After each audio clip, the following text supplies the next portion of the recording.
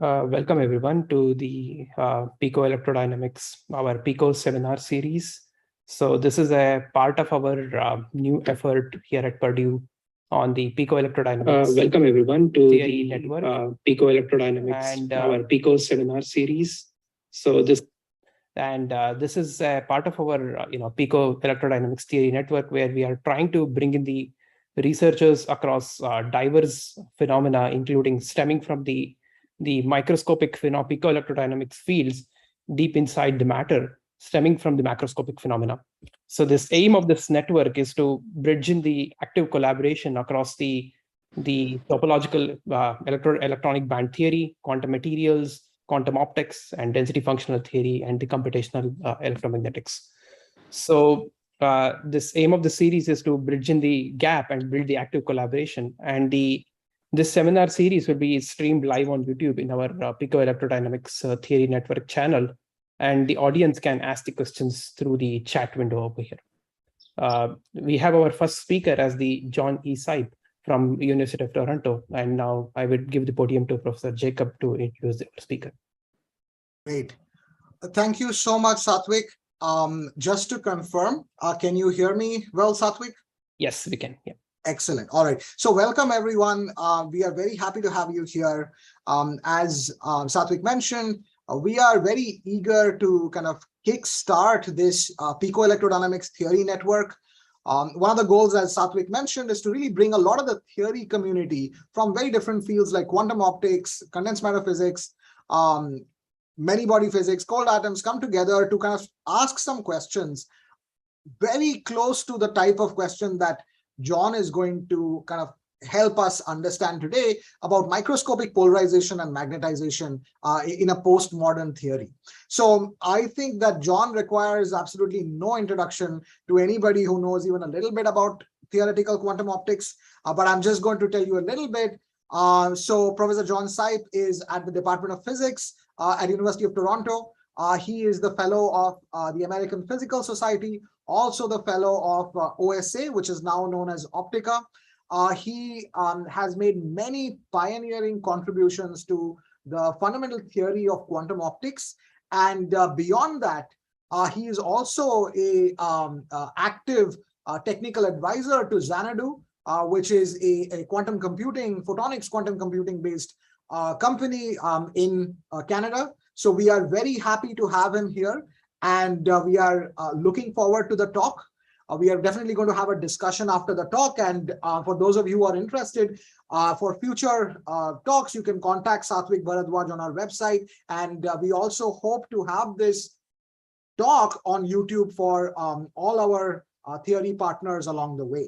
So thank you, everyone, and let's give the floor to John. John, please go ahead. Looking forward to your talk. Okay, thanks very much for the very kind introduction. The work I'm going to talk to you about today has been done with, now I have to figure out how to forward my screen.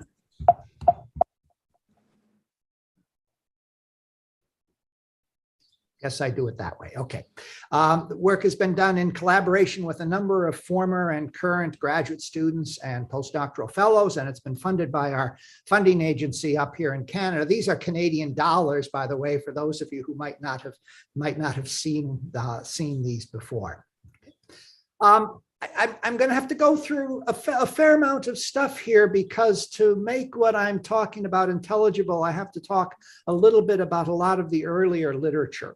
And let me start with a little history, okay, and remind you that when Maxwell wrote down his equations, vacuum and material media were basically treated in sort of the same way. They just had different dielectric constants and magnetic permeabilities.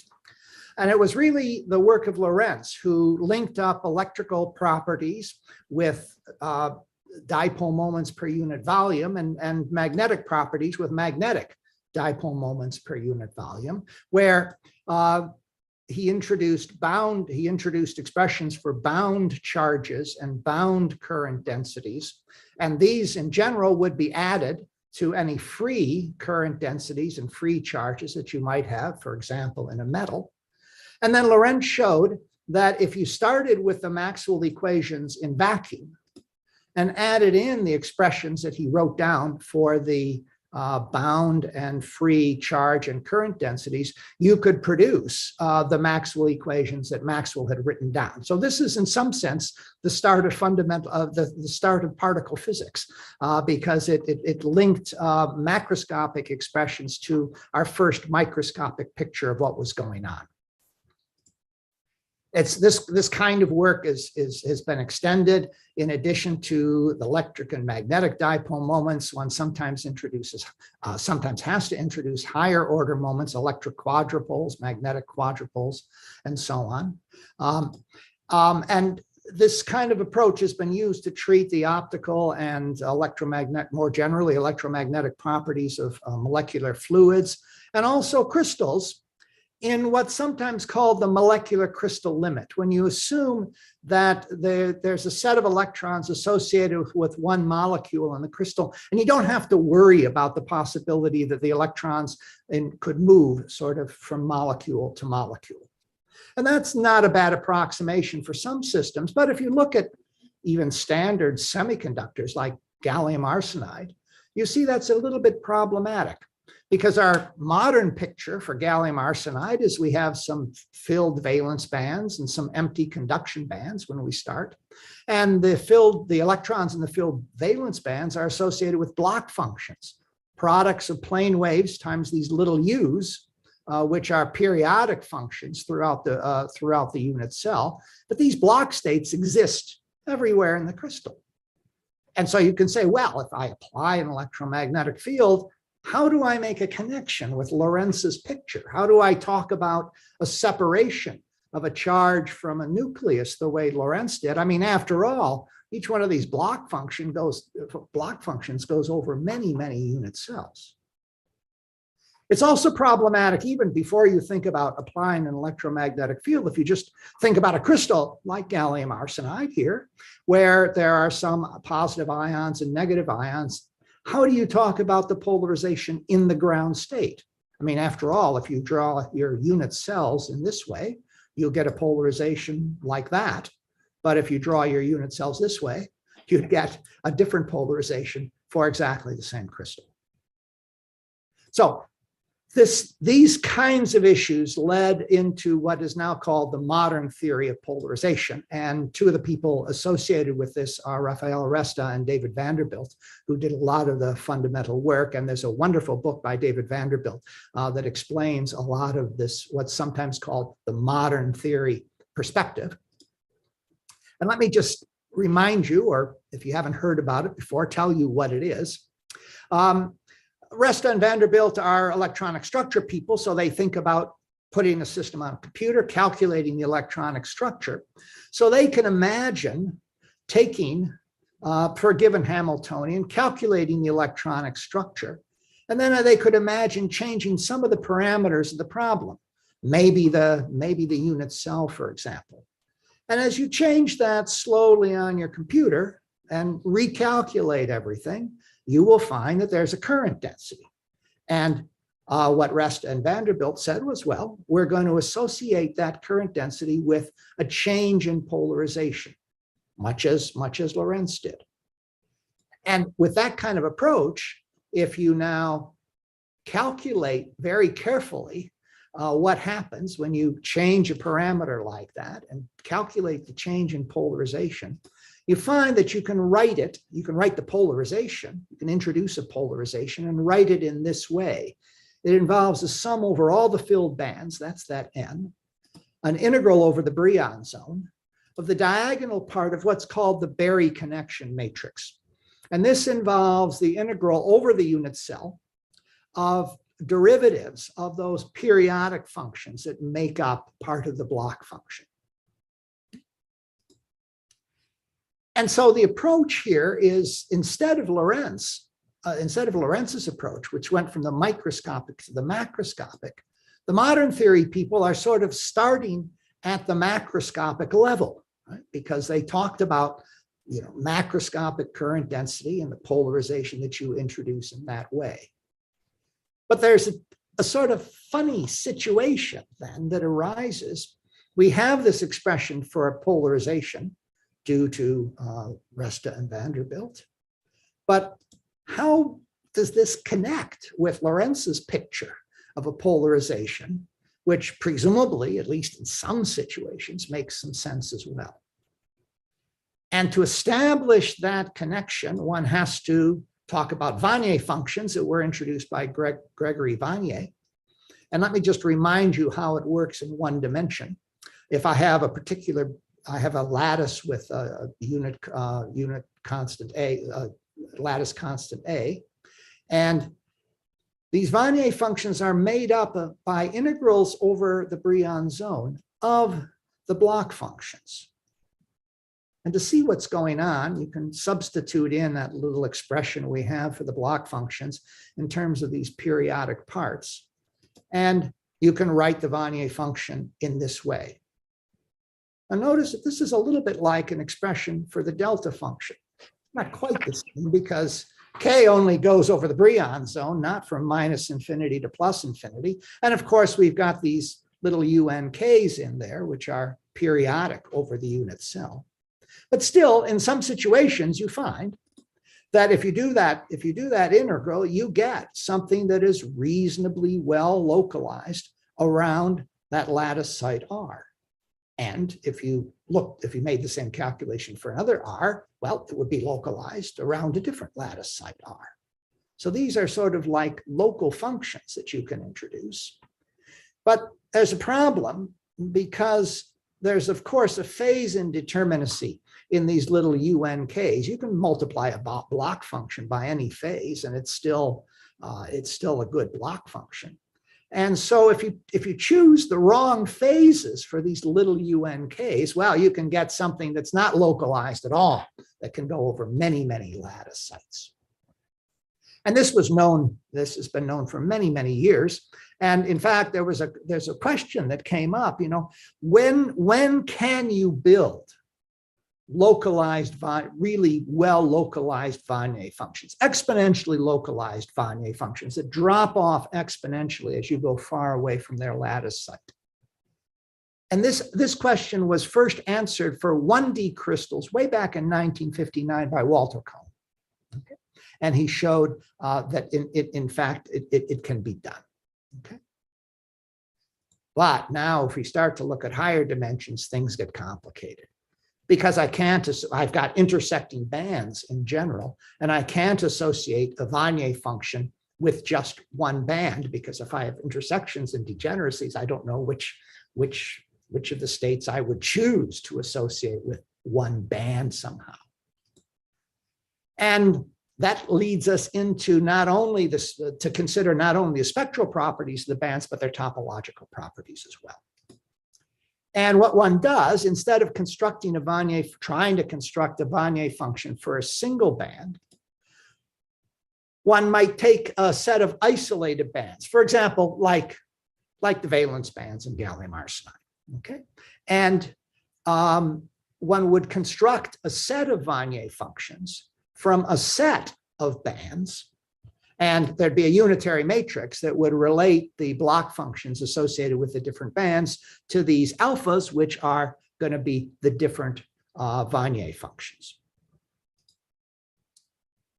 And it was only proved in 2013, okay, less than 10 years ago. It was proved that if you use all the bands of a crystal, then you can construct exponentially localized Wannier functions.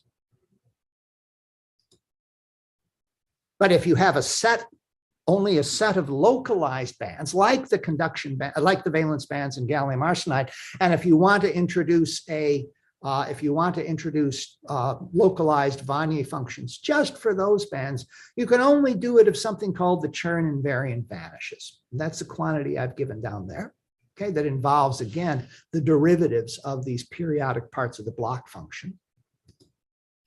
And if we can do this, if that Chern invariant vanishes for the set of bands we're considering, say the filled bands in an insulator, then it's called a trivial insulator. Trivially only topologically, of course. There's nothing trivial about gallium arsenide, although gallium arsenide is topologically trivial, because in fact, an insulator is topologically trivial anytime there's time reversal symmetry, which we have for gallium arsenide.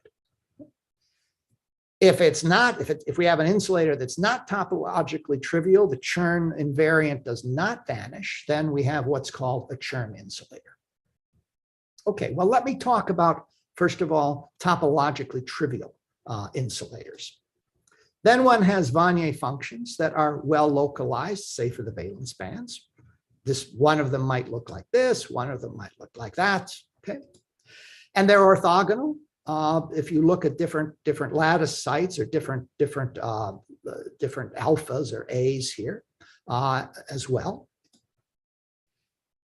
And it was found that if you take the modern theory expression for the polarization, you can in fact rewrite that in a way that's very suggestive.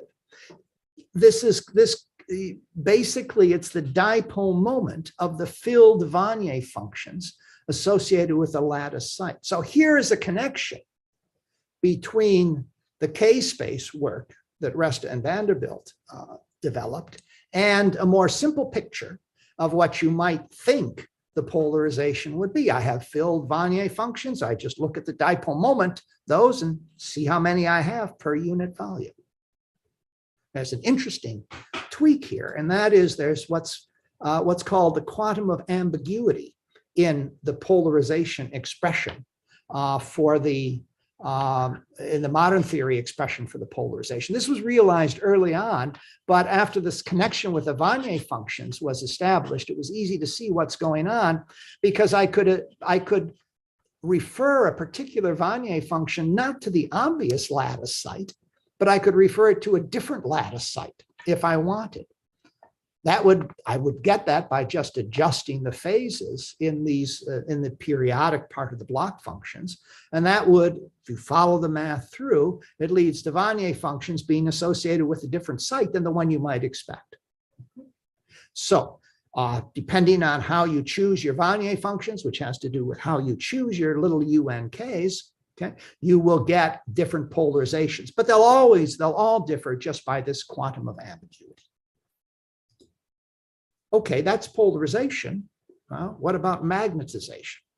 Well, this worked out so well for polarization in terms of linking the expression that people had derived at a macroscopic level to something going on at the microscopic level that, well, you try the obvious thing. Maybe you look at the dipole moment, the magnetic dipole moment of each of the occupied Wannier functions, and you say, well, that's going to be the magnetization. So that's what I've shown here. This V of X is just the velocity operator here. And here I'm taking, the X minus R, cross that. Well, this was explored back in 2005. And it was found that if you just did that, you missed some stuff. There was some leftover current that didn't include. And so there was a kind of itinerant contribution that you had to add to this more atomic-like contribution to the magnetization if you were going to get a sensible result. Okay. So you've seen that what's happened here is that from the modern theory approach, instead of starting from the microscopic and going to the macroscopic as Lorentz did, Resta and Vanderbilt, in some sense, started at the macroscopic, wrote down expressions that they had faith in at the macroscopic level, and then tried to move down to the microscopic level and understand what was going on. And a lot's been done. Okay. For example, it's been shown that you can have an orbital magnetopolarizability. That's if a crystal has a low enough symmetry, you can have a relation of P to B and M to E. Okay, and expressions for that have been derived. There are arguments that polarization cannot be defined for the ground state of metals, at least if you think in the way the modern theory people have been thinking about things. But they have extended that magnetization not just to trivial insulators, which is what I been talking about and showed you the expressions for, but for the ground state of metals and Chern insulators as well, but using more macroscopic arguments, in fact, using thermodynamic arguments to come up with how they thought best to define the magnetization. So all of this large body of work, and of course, I should mention this has obviously been applied in electronic structure calculations to calculate polarizations and magnetizations of many, many different materials. But the philosophy is to really is a macroscopic one. So once and the sort of expressions have to do with macroscopic uniform polarization and magnetic and magnetization fields, and have relied on time-independent thermodynamic arguments to build up this framework. Well, I'm interested in the optical properties of materials, so this is not good enough for me. I want to be able to talk about frequency-dependent response, and also to be able to talk about the variation of fields over the unit cell, to talk about things like optical activity and forbidden second harmonic generation and so on. So we've taken a different approach over the past few years. And what we've tried to do is to introduce microscopic time-dependent fields, the little p and the little m here. These things would be spatially averaged, the way Lorentz talked about things, to get the macroscopic fields. And we would try to build up a framework in the fully time-dependent general spatial variation case. Now, the name modern theory has been taken already. We're trying to go a little bit beyond that. So we jokingly sometimes refer to this as the postmodern theory of polarization. And that's what I want to sort of sketch out a little bit for you. Okay. So we're going back to Lorentz's philosophy. Okay. We're going to start at the microscopic and then get our macroscopic fields by spatial averaging those microscopic fields.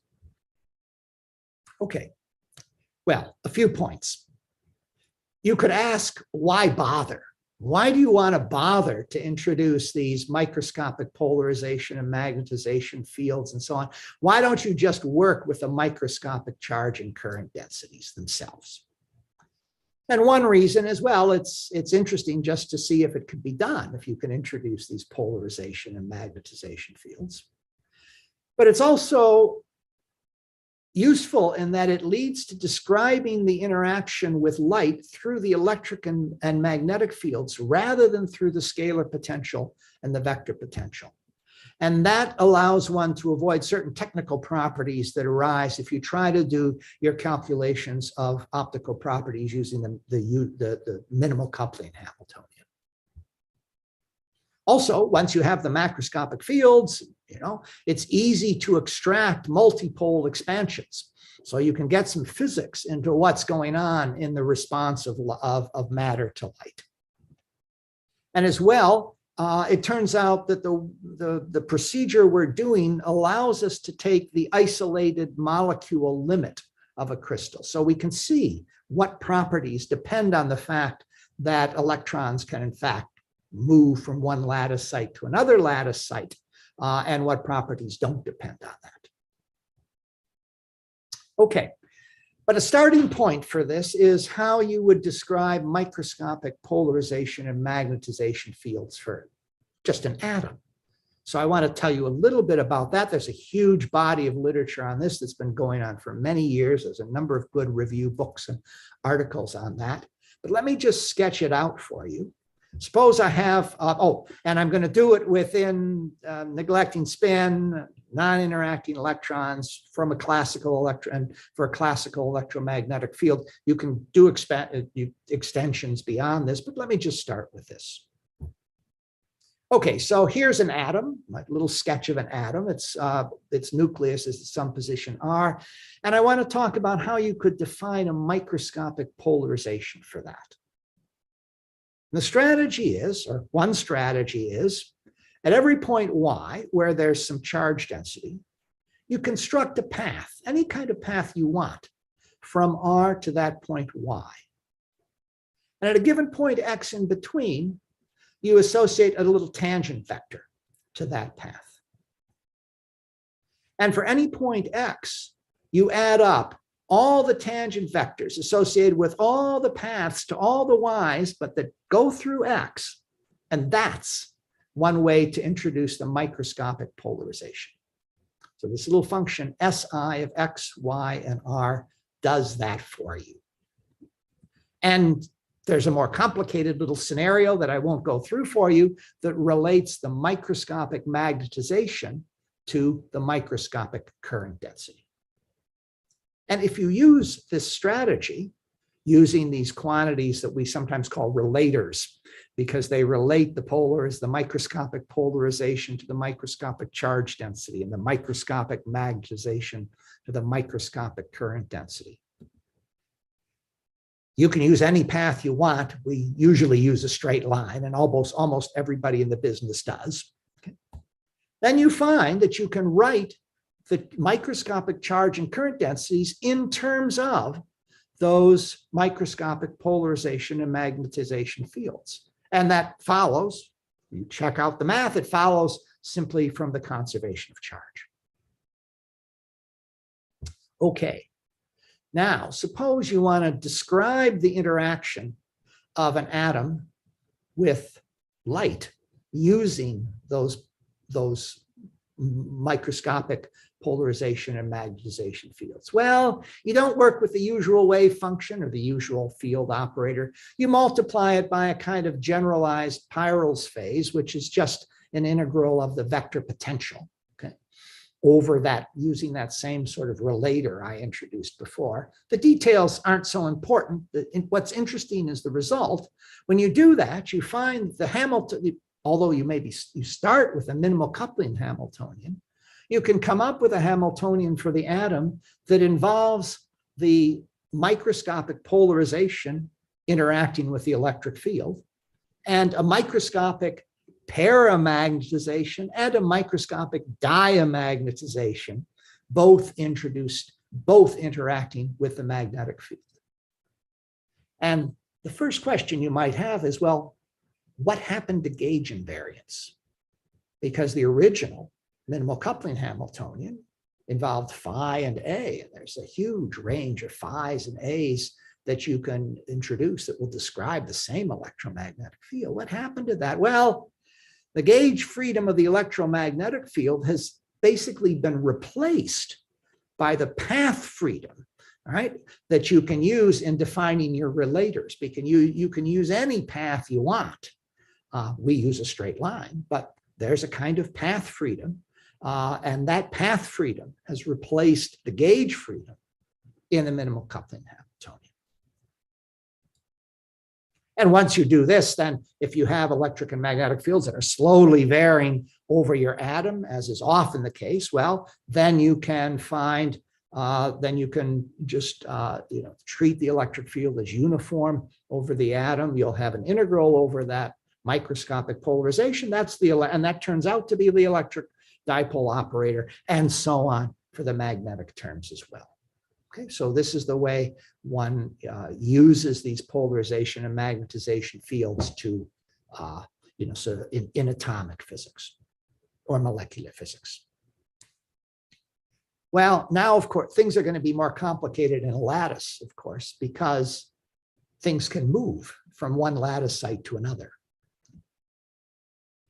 So how do we do things? Well, a little technical point that I just want to mention, and it's sort of important for future calculations.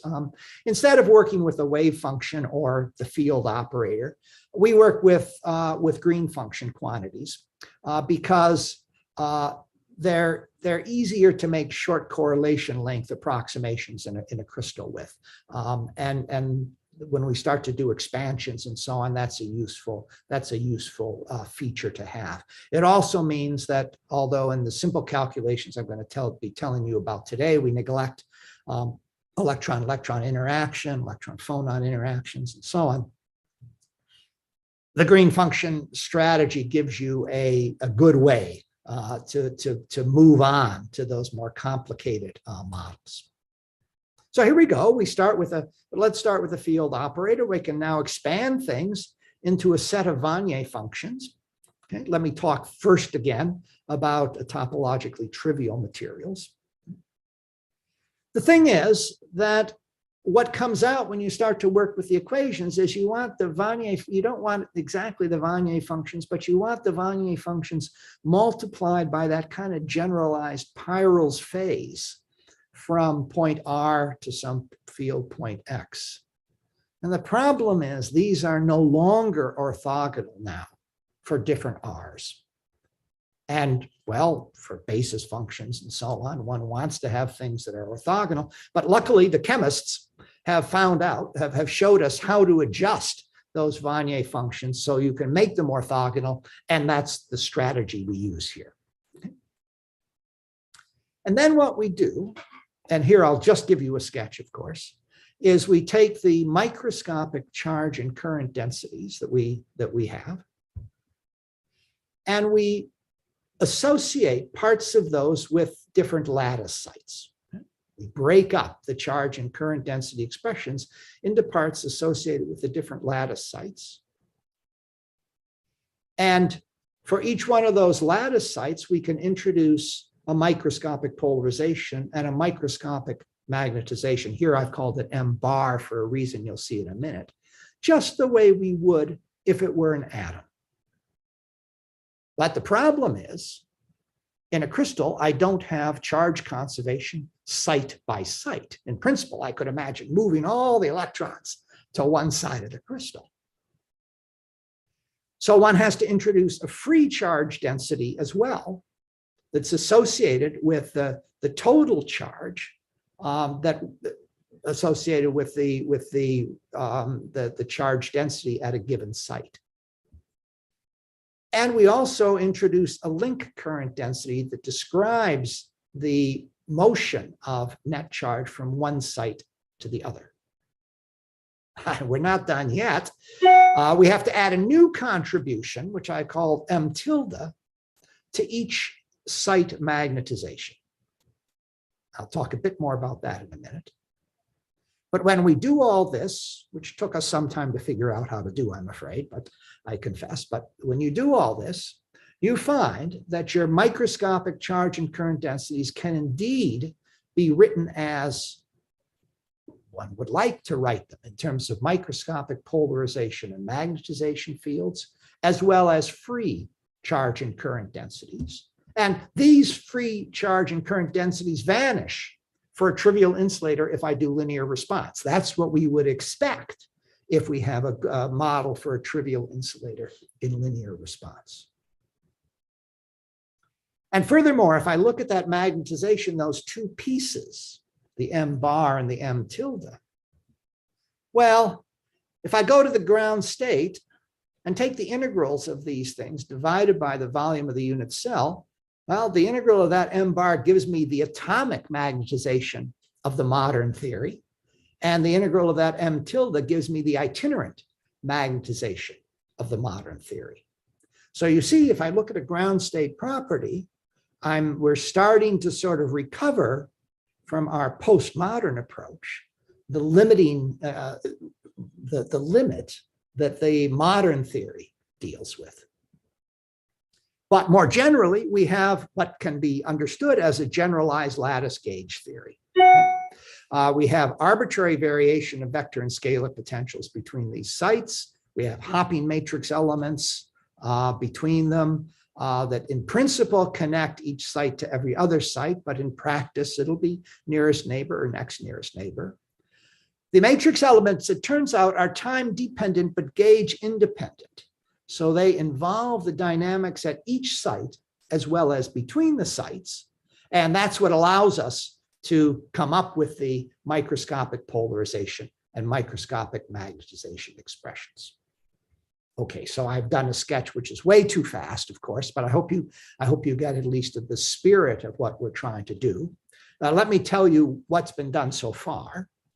And that is as I mentioned before, in the limit where we have trivial insulators and we can compare our results with the modern theory, we get complete agreement for our expressions for the polarization and the magnetization.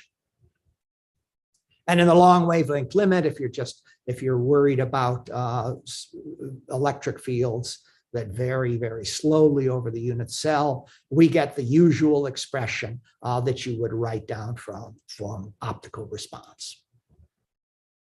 But if we go beyond that and allow for fields that start to vary over the unit cell, then we get electric dipole, electric quadrupole contributions, magnetic dipole contributions, and the like. We can generalize what the modern theory people did and come up with a frequency-dependent orbital magnetopolarizability. It turns out that's part of the response that characterizes optical activity in crystals. And what we're now doing, well, we've included spin in this framework. Okay. We've extended the treatment to metals and churn insulators, which the modern theory people are struggling with. I'll come back to this in a minute. And we're looking at now linear and nonlinear response beyond the long wavelength limit. We are in the process of starting to include relaxation and electron-electron interaction effects. And one of my students is generalizing this to quantize the electromagnetic field as well. Everything I've talked about today is classical electromagnetic field, but just quantum matter. And I'd like to end up with a little, what I'll call a playful overview of the perspective that we're taking compared to the perspective that the modern theory people take.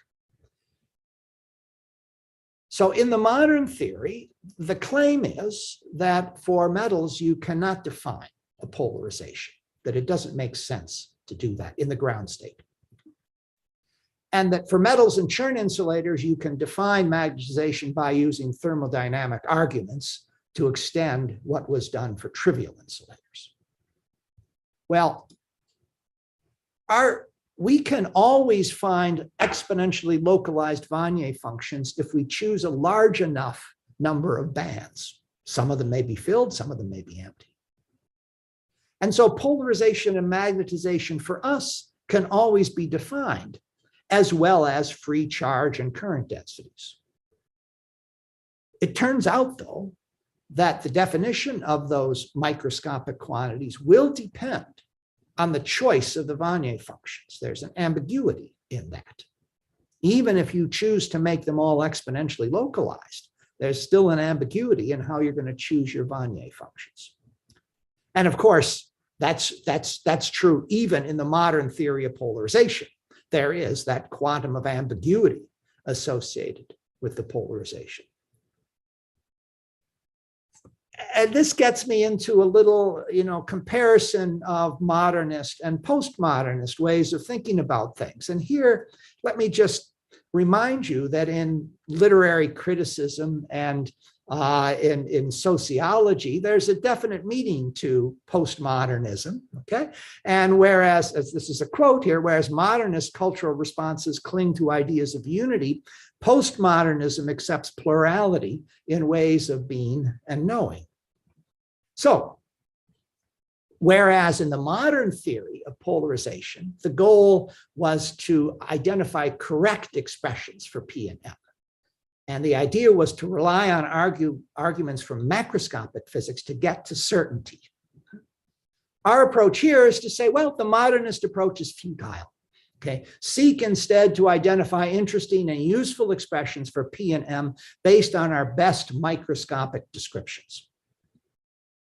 And in fact, you can see that there is a huge amount of ambiguity, because suppose I have expressions for the polarization and magnetization that give me the macroscopic charge and current densities.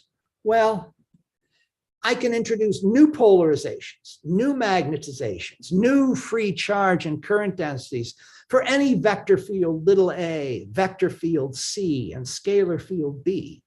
And in terms of these new polarization and magnetizations, well, I can express my charge and current densities in terms of them as well. So our philosophy is to now start to look for the best ways to come up with what we want to call the polarization and magnetization that will make other parts of the calculation, such as the electron-electron interaction, easier and more straightforward. Okay. And looking at the variety of the different ways of defining these quantities, therefore, becomes a tool in how to get the best description for the microscopic charge and current densities that one could introduce. And because of that perspective, I am a postmodern scholar. And as the saying goes, you can't prove otherwise. Okay, thanks very much for your attention. Excellent. Thank you so much, John. This is a great talk, and I love the ending. So what we are going to do is that we have, I'm sure, a lot of questions from the various audience members. And what we'd like to do now is once again, thank John for the great talk. I also want to take a moment to thank everybody who worked behind the scenes to make this happen. Definitely, Satvik played a very important role. And I should also thank Pooja, Sakshi Jangid, and Mansi, who really helped us kind of put everything together, get the website going, make sure that we have a good set of processes to continue our Pico-Seminar series. So I really want to thank them as well. And also, I want to thank all the audience members for coming to the talk and helping us kick off this seminar series in the best possible way.